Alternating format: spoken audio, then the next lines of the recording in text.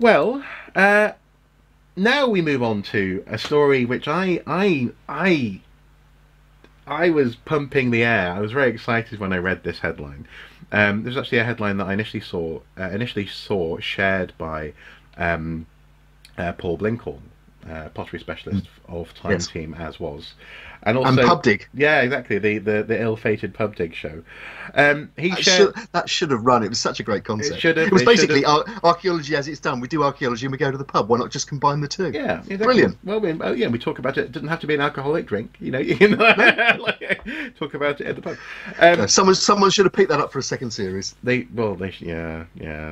Did you know why they didn't do it? Don't you? Because they were monitoring the audience on the night of, I think, a semi-final or the final of the UEFA Cup. So they were never going to win out against, an international football tournament on that. But anyway, it exists in an alternate universe somewhere, hopefully.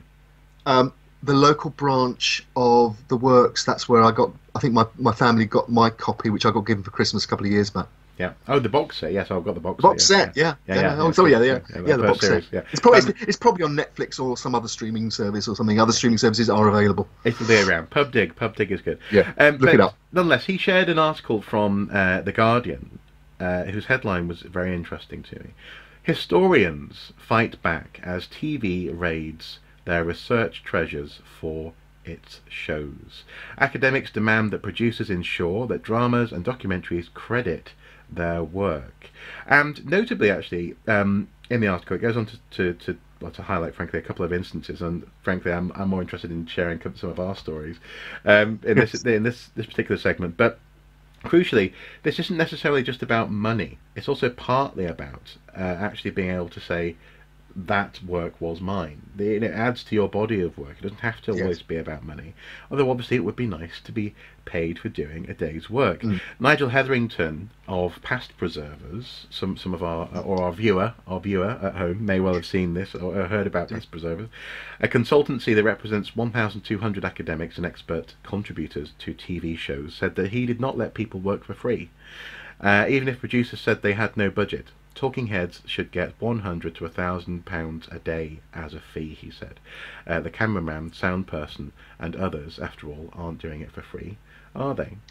And at this point, I'd like to invite you to share any horror stories. Do you have any horror stories about this? I do and I don't. I mean, But obviously, you don't want to burn bridges. no, I don't want to burn bridges. I do want to work again. Um, no, I mean, I've been in all circumstances really. When I've been working with media companies. I don't have the kind of horror stories that, for example, Susie Thomas wrote about when she was briefly involved with the series that shall not be named, and left feeling very hurt and used, and wrote about that openly in archaeological media, which is why I'm able to quote it here. It's worth anybody who's interested in archaeology in the media should read Susie's papers about working on Nazi war diggers, because they're very educational. Yeah, well, and actually, in that instance, that they were doing that to try and head off criticism that they hadn't had any professional guidance on their activities, Or it ignored the professional guidance from people who had told them what they needed to and do. told them, well, frankly, and told them just not to do an awful lot of what they were doing. Just don't do that. But anyway, and there's a long queue of us, including me and Tony Bollard and various others. Yeah. So you know, Yeah, that's what happens when it goes really wrong. Now, and in fact, in her case, I think she's wrote about how she asked to have her name taken off the credits, and they refused to do that. Which again, to me, is thoroughly objectionable. A screenwriter in Hollywood who feels their work's been traduced has a right to have their work taken off. It's the Alan Smithy is the name that's put in. An Alan Smithy film is one where the director feels the studio's mucked him around mucked the cut around so much he refuses to have his name attached to it. The great irony, the great joke is that there was a few years ago they made a comedy, alleged comedy called an Alan Smithy film about that particular process, and the director of it was supposedly so disappointed with it he refused to have his name attached to it, and the Alan Smithy film became an Alan Smithy film. Wow. Wow. Okay. That's another story. No, I mean, personally, yeah, I have done stuff for nothing. On one occasion, it was to maintain a complete independence about what I was able to say and say on camera. And I think, and again, you can fudge these things. It's like, I mean, I don't do it now, but if you write an article for an academic journal that is for profit, but it's not paying its contributors, which is, you know, something most academics do. I don't think we should, to be frank. My views have developed on this over the years, and I think if somebody else is making a profit out of it, you should be paid. I mean, you know, with the, you know, I take the view. I'd extend. In fact, I would extend this argument from working in the media to actually any kind of publication. Yeah, well, yes, yeah, that's true. And also, I've also come to the opinion that that extends to overpriced conferences. I think that that is our next big scandal. Yeah, they charge you to attend. They charge you to speak at it, so to fill up their agenda, and then they attract punters who maybe, you know, that Dr. So and so maybe has the latest cutting edge paper on such and such. People want to see that, hear that. But Dr. So and so is paying to be there, and then obviously they get the money from people. Anyway, but that's. There is an awful lot about the way in which, especially well-meaning academics, are used and abused in this way. Yes. In my case, I have done work for 2 different production companies over the years, one more substantial than the other, essentially preparing the grounds for an entire TV show for them. On the understanding of you know, vagaries about money and maybe, you know, having some sort of presence in terms of presenting or something like that. And don't get me wrong, I have never done that work because I'm like, oh yes, I get to maybe be on TV. You know, essentially I'm trying to find other ways to produce this sort of work independently. It's more about actually seeing. Do you know what it is? It's the moment of excitement where you think, finally. A production company is asking the right questions about this material, and I can help to present an interesting and fairly sound, charismatic case for this particular little part of the archaeological world to be presented on TV in a way that's entertaining, but also, crucially, that isn't boring. And that's I think why an awful lot of us do it. I think we're tempted in by the risk that that little bit of archaeology that we love, or history that we love, is going to be otherwise misrepresented. If they don't get the information accurately and properly from us, then they may well bungle it, and you know, not may well will. Well, they will, because many people. Not always. Some people are extremely conscientious, and some researchers are extremely good, and I've worked with them on a number of projects, and it's been great. People who are primarily TV researchers rather than historians or archaeologists or whatever, and they are, you know, their job is to produce a one-page A4 brief for the lead presenter that you know, it broadly speaking covers the work and can be fitted into the, you know, the 5-minute segment they've got on the One Show or whatever. And but the good ones do listen to the experts and do action what they say. There are others who will just go to Wikipedia. You know, other online sources are available, anything that's free, and just cobble something together. Because it's quick and easy, and they still get paid at the end of the week. It doesn't matter if there's a lot of email equivalents for green ink flow into the afterwards. They just get ignored, and you know. So you know, I think people forget that television companies don't work to academic standards. Everything has to be legal, decent, honest, and truthful according to Ofcom. But once you've done that, I mean, I once for the giggles again, sent a complaint in to Ofcom about a certain TV series about a certain treasure hunting company, with a complaint that and pointing out various aspects of the commentary that completely misrepresented certain situations, in my view.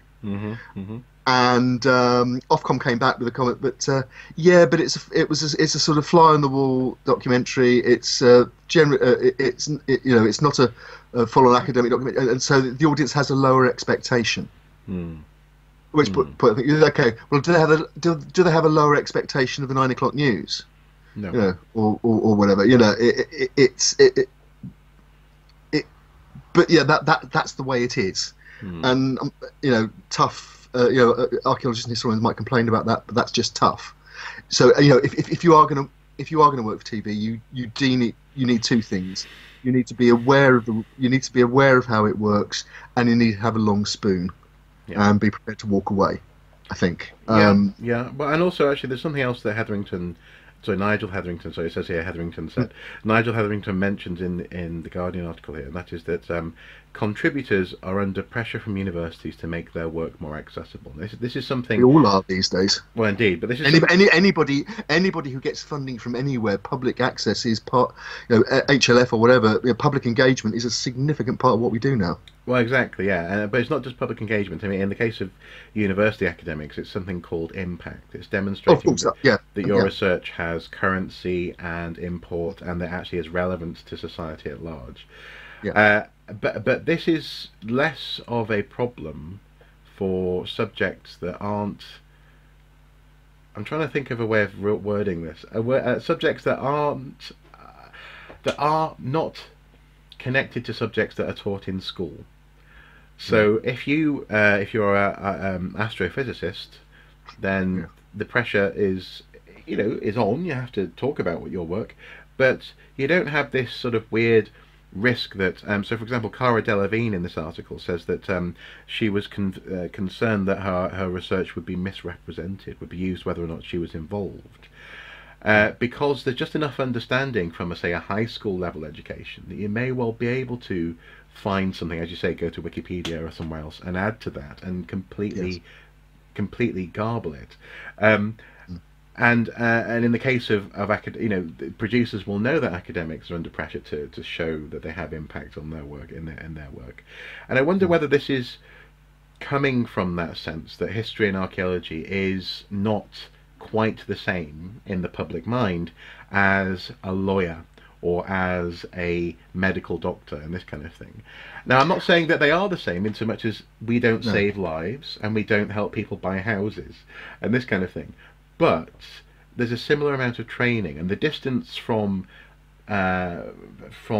being sent to the headmaster's office in high school to being a barrister or understanding discipline in that sense is as great as being taught the Kings of England or whatever on a timeline in high school and being a trained archaeologist with either years of experience under their belt or some degrees in their back pocket.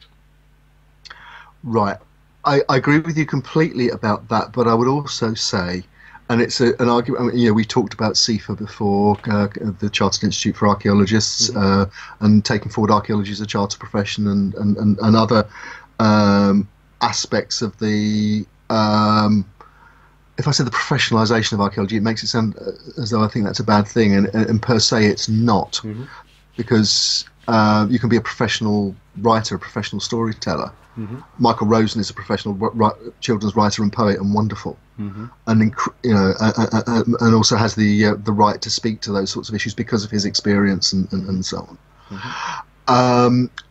But the difference between a barrister and a doctor and an archaeologist is that if a barrister gets a case wrong, somebody goes to prison when they didn't do the crime. If a doctor gets a case wrong, somebody might die. Archaeologists aren't in that position, and I think we respect the learning, but understand that our learning is put to different uses, like storytelling and entertainment. Well, it is, but and I think I did recognise that in my statement just hence.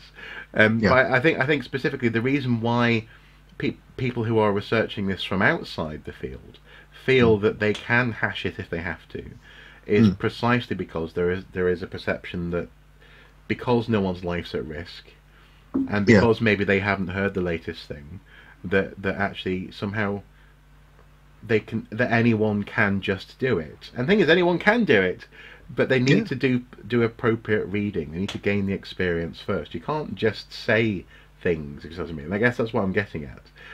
You can't just say things in a documentary context. You have to have a certain veracity there.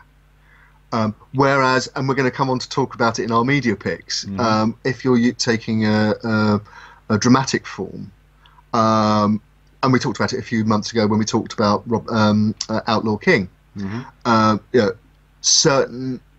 It is absolutely legitimate and in fact necessary in a drama to conflate characters, shorten timelines or whatever if you need that for plot purposes. Yeah, but it's also okay to do that for academic purposes, in so much as you can write an essay that focuses in on certain key aspects and points. Yes, but it's about how and why you do that. I mean, in that sense, a dramatization there's a skill and there's an art there, and most people don't think they can write screenplays. Most people don't presume that they can do that, and I think think it's interesting how there is this sort of tacit threat that basically, if you don't help us, we're going to do this anyway, so you might as well help us. And I think that's where lots of archaeologists sort of get pulled in. I disagree with that, to be honest. I think, like I say, the default setting for most TV programs, not all, but most TV programs, certainly the ones I've come across, is that people do want to get it right. And I mean, was involved in making one documentary where there were two of us working on the as research historians on the piece, and the producer wanted to cover one particular story that he got part of the story which he got really excited about. Both of us, and there's a long email thread about this with drafts of the shooting script, saying, you cannot say that. There is no evidence for that. You cannot say that. And eventually he dropped it and rejigged the script, and everyone was happy. But that's actually not what I'm getting at. I'm not talking about when you're involved in process. I'm talking about the fact that if someone decides to, for example, make a program about witchcraft, and I've had very similar conversations. I'm avoiding specifics here, but about witchcraft, for example, there is the indication that, well, we've done some research and it shows X, Y, and Z, and we think we're going to go with X as opposed to Z. We think X is quite cool, and even though that X is actually they're completely misunderstanding X, that if you don't have this conversation with them, if you don't proceed with this conversation, it will happen anyway. And it essentially it appeals to your love of the subject in order to pull you in to risk doing this work for free, essentially. I mean, that's literally, it's that point of the question of how much you love something compared to how much other people think they can just do it because they've read Wikipedia or because they've attended high school. That kind of level of expertise. See what I mean? I'm not saying that they're looking to actively get it wrong. I do, and I have to say, I think, well, there are two possible dangers, and maybe this is a point to perhaps the thoughts for the day as we draw this particular segment to a close. I can sense that you're just bring it to a close. No, it's fascinating. No, the reason, it's simply we could talk about this we could do an entire watching brief about this, and maybe in future we perhaps should do a special looking at people's experiences, the ones that haven't signed non-disclosure agreements, which is one of my big bugbears about working in TV. It's not the nuclear bomb program. It's not like you're developing high concepts. Exactly, and particularly when it's your own work you're talking about. Yeah. So, fortunately, I've not been in a position where I've had to sign one of those utterly restrictive NDAs that particularly American companies are particularly fond of, and that's one to be aware of. You know, if you're going to work for somebody, if they ask you to sign an NDA, make sure that you have absolute right to use the work that you've researched in your own applications. Yeah, yeah. But that's a by the by. No, I mean, I think the dangers are, yeah, obviously it's very flattering to be asked that, you know, you're rung up and you're told that you're by a researcher and they said, you know, I've really enjoyed your work, you're obviously an expert in the field, and could you just answer a few questions for me? And it goes from there. I mean, my involvement in the Burma Spitfires went from an email in response to an article I've written for Heritage Daily, and it just grew like Topsy from there. But you know, again, I've got no complaints about that particular production company and operation, because we were given absolute academic freedom that project. But no, I think there's sometimes some archaeologists and historians, there is a sense of, you know, that they actually haven't got something to sell. Whereas, actually, if you're looking at, you know, a £100,000 documentary slot or $100,000 documentary slot on History Channel or Nat Geo or something like that, which is what basic documentary costs per hour, the big ones are much more than that. I mean, I think the first series of Hunting Hitler was alleged to have cost 14 million. How many episodes? Yeah, I mean, it's 8 episodes. 8 episodes, right? Okay. Yeah. But lots of foreign travel, lots of gizmos. You know, people presumably had agents who would negotiate a better deal, which is another thing. Nigel Hetherington is an agent, and agents take a percentage. So the bigger the fee they can get to their client, the bigger the percentage they get. But very few academics, apart from the really high-end, in-demand go-to ones, will have an agent to protect them from this sort of stuff. But you know, there is something. You know, it's flattering enough to be asked. So you know, I'll be really, you know, perhaps, you know, if I ask for money, they might not listen to me and go somewhere else. And you know, our work is worth money because it's worth money to them. That's why they're coming to you, because they want to make a better program. If they sell their program, they get commission for another series. Yeah, exactly. And the thing is, I'm sat here in front of all sorts of Indiana Jones and Lara Croft memorabilia. You know, this stuff. You know, archaeology. People love it. It's one of those. I think in the recent Lego Movie 2.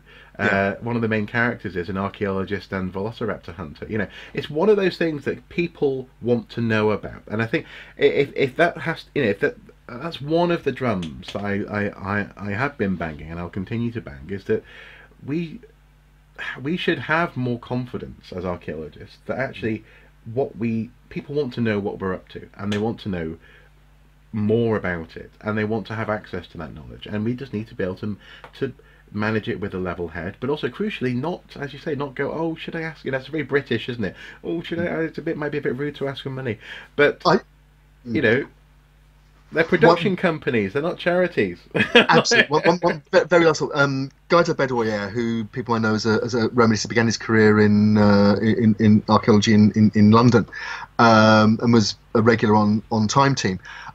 His website used to have a sort of banner on the front page, basically saying, if you're a TV researcher and you want to call me, by all means, call me about your documentary, but be prepared to talk about money first. Yeah. And that's actually that is a really hard-headed but very sensible way of doing it. Yeah, but it's funny how, I mean, having just said what I just said, my immediate reaction was, oh, that's a bit crass, but it's true. It's to the point. It's like, okay, I'm not even gonna. Why should you just hand over stuff? Yeah. Absolutely. You can say, okay, I'm prepared to have an initial conversation. Yeah. For you know, to scope the thing for nothing. That's fine. That's generating. That's potentially generating a sale. For me. But if you want me to, you know, produce something, if you want me to spend time on it, if you want me to write a brief, that's going to cost you. Or produce a very long document that you spend weeks writing only to never hear from them again. Yeah, exactly. Exactly. Yeah, no, exactly. Yeah. You've learned from that one, haven't you? God, I've learned from that one. Right. I seriously, yeah, again, I don't want to go into specifics, but yeah. Oh, that was annoying. But there is a special circle in hell for them. Just hold on to that thought. Okay, yeah, for the time wasters and charlatans, yeah. Yeah, just between the Brexiteers and the... Yeah. Swear jar. Oh! You used the B word.